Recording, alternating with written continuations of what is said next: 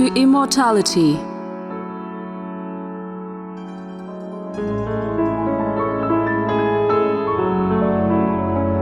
He was just under 30 when he passed away, a brilliant scientist, army officer, reconnaissance-man and literature figure, the 10th of April 1865, Altyn-Emel, Kochen-Togan tract.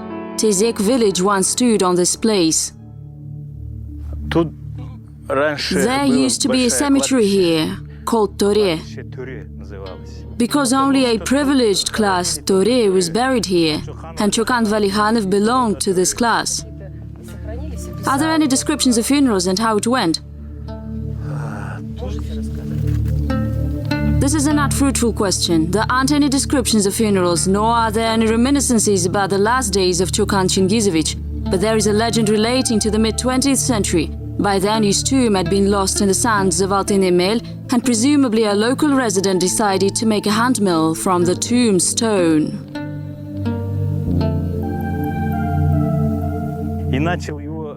He wanted to split it apart. When he started chopping, his eye caught a splinter of the stone. On the same day, he went back home and fell ill. The following day, he died. Initially, a mazar was built over the tombstone. The mazar was erected based on a picture drawn by Grigory Potanin, but the mausoleum was soon destroyed, and in 1881, with some help from Valikhanov's friends, a memorial stone was set up. This memorial was put up by General Governor Kolpakovsky to commemorate research achievements of Valikhanov. This memorial is the copy made at our time. It's authentic and it still bears traces of vandalism. They're being stored in the museum a few kilometers from here. But is this an authentic grave of Chokan Valikhanov? Who was buried here?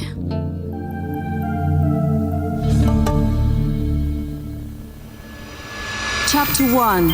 Death of Intelligence Officer. Chokan's last day of life is perhaps the most mysterious. He wanted to be a Russian consul in Kashgar, but efforts to open up a trading post proved futile. Valikhanov was disappointed. All along he had been trying to arrive in St. Petersburg, and he kept writing about this to Dostoevsky.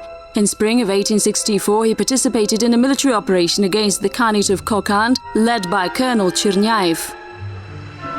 The operation was known as the Seizure of Aulia Ata, which is now known as Taraz. I admit that I'm traveling to get a rank. I think that Chernyaev is a good person and will not spare rank, Chokan wrote. He had to accompany his detachment. Valikhanov had to reach mutual understanding with the locals, but according to the commonly accepted version of events, Chernyaev handled without gloves and simply shot down the entire city and reported the killing of 307 people, mainly from the opposite camp. The Tsarist administration had some definite tasks to tap into this area and crush influence points of Bukhara and Kokand. And like any military person, he followed military assignments. Artillery and bombardment went forward, then the fortresses were destroyed, and so were soldiers.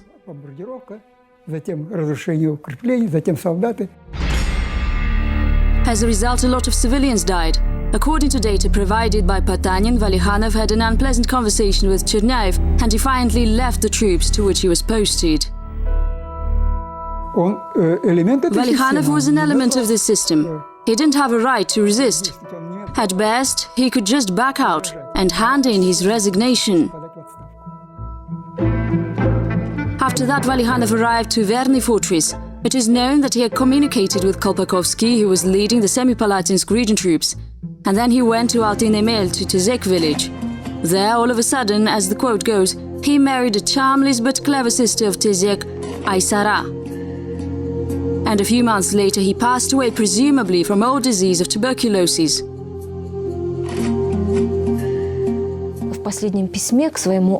the last letter to his father, he wrote that he'd been ill and had been dying, and asked him to take his wife to his homeland.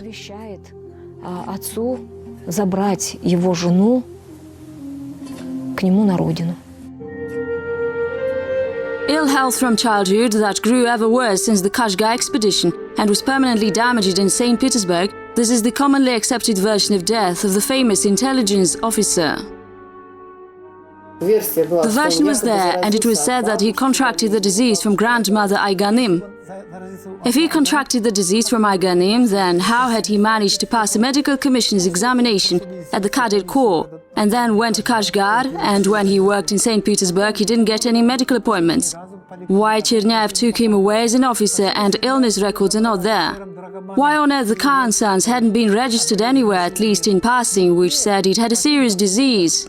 Ханской отпрыск вдруг нигде бы не зафиксировалось, что он хотя бы где-нибудь как мимоходом болел бы какой-то там серьезной болезнью. Some say he died not from tuberculosis, but that he'd been poisoned and that the death was mysterious, involving a lookalike.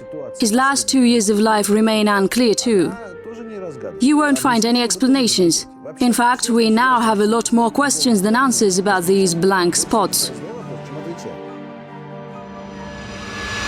Chapter 2. Double Life. He died in an absolutely different place and at an absolutely different time. Presumably, there is a secret document which might turn all our ideas about Valikhanov's life upside down. There is some document which bears Valikhanov's signature and is dated 2 years after his death. I don't know, I don't intend to act as a rumor monger, but in any case this view was voiced before. I haven't seen the document, so I can't say anything about this. Now is an attempt to put everything to light. China, Gulja city. Judge it yourselves. These are just facts. In 1864, Chokan Valikhanov and Chernyaev headed out to a campaign, a military operation to capture Pishpek and Auliata. These cities were seized, but the operation wasn't complete, and Chokan Valikhanov expressed discontent with this, as it officially written in his biography, and left the detachment of Chernyaev, who was his senior boss. Черняев – это его вышестоящее руководство. There weren't any tribunals, discharge from office or disciplinary reprimands. А в это же время в Кульже... At the same time, there was a riot in Kulja. Interestingly, in 1965, the newspaper Ruski Invalid, the Russian disabled person, carried an article by Chokan Valikhanov about the Dungan riot in Kulja city. And there was other food for thought. Valikhanov's death date was shown to be 1865.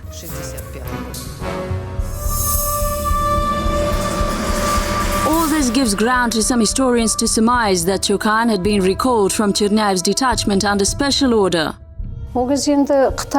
China wasn't far from here. There were political upheavals there at the time. He didn't just marry Aysara, he also wanted to continue working.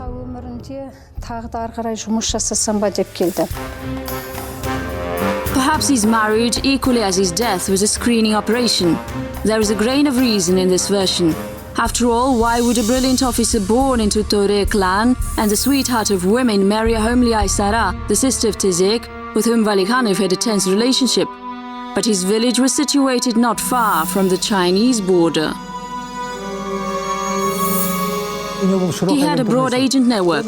He sent them over the borderline, they would sniff out the situation on the ground over there and came back. Chokan used to record everything, put in an envelope and sent out. He was a resident in Altyn-Emel. On the 20th of November 1864, Chokan Valikhanov wrote to Kolpakovsky about his serious negotiations with the Chinese, who came from Kulja, and that so far he hadn't had any news from his aide Bektair, who had been posted to eastern Turkestan for intelligence gathering. Thereby informing Your Excellency, I ask you, if at all possible, to lend a formal guise to my agency, so that I can be a useful servant of yours. This means that before this happened, he had been working out of Tezek at his own risk and peril. If one bears in mind that Chokan Valikhanov often carried out secret orders, then why can't one presume that he had been sent out to Kulja to conduct a new secret mission? So how and where he died remains unknown. It's noteworthy that no one from Valikhanov's close friends potentially in on classified information hadn't visited his tomb for a long time. This led the researchers to assume that Chokan had been alive then. Then who is buried here? Or maybe this is not a grave at all. However, some say that in the 1950s the grave was researched. Scientists came from Russia and Kazakhstan to exhume the remains. They carried the remains to Leningrad, and there they proved that the remains belonged to Chokan Valikhanov. However, if these research efforts had indeed been carried out, they were not made widely public, and surely no DNA tests were available at that time. Chapter 3. After all, it is a murder. The most popular version is that Valikhanov was killed, but by who? There are conflicting views on this. There are quite a few versions of Chokan's death. Some resources say that he'd been poisoned by haters, but proof is necessary to bear it out.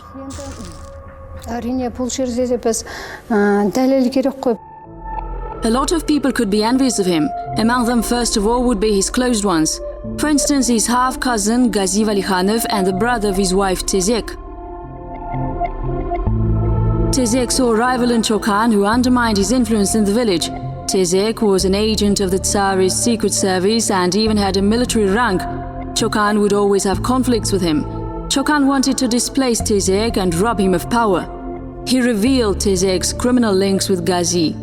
Later on, they were condemned and discharged from office. There was an assassination attempt on Chokan Valikhanov. The attempt was carried out in Kyakhta when he visited Dostoevsky. They were at home and a shot was directed at him and fired into the window.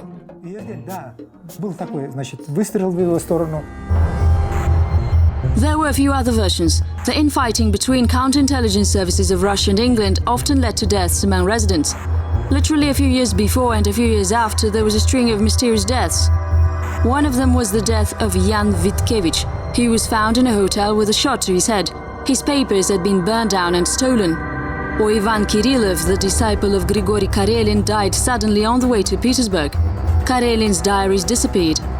After Valikhanov's death, none of the papers or records made in the last months of his life were found. There was a strange circumstance in this connection. He liked writing a lot. In fact, Valikhanov's relatives Gazi and Tezek were accused of secret relations with Kashgar's ruler Yakub Beg, who was supposed to be a rival by the English. Researchers don't rule out that Gazi could have been an accomplice in the disappearance of Chokan's records. There's an interesting detail. Gazi was a first lieutenant and was outwardly just like him. He emulated Chokan on purpose. Perhaps this has something to do with the intelligence officer's death.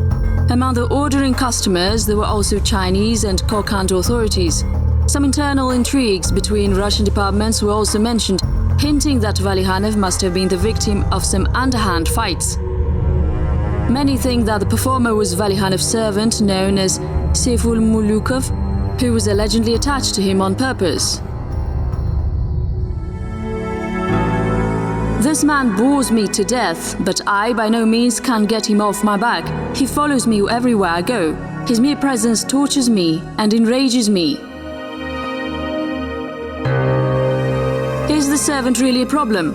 If he was a nuisance, why not just get rid of him? And then, if Chokan was killed, then how did this happen? It's not likely that he was shot. He could have been poisoned or strangled. There were yurts around and nothing else. Chokan was found dead the following morning, and Seyful Mulukov vanished after that. He was nowhere to be found.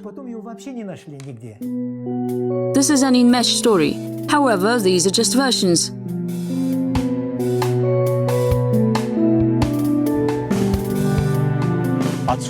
This is where it shot out and came out of the front part.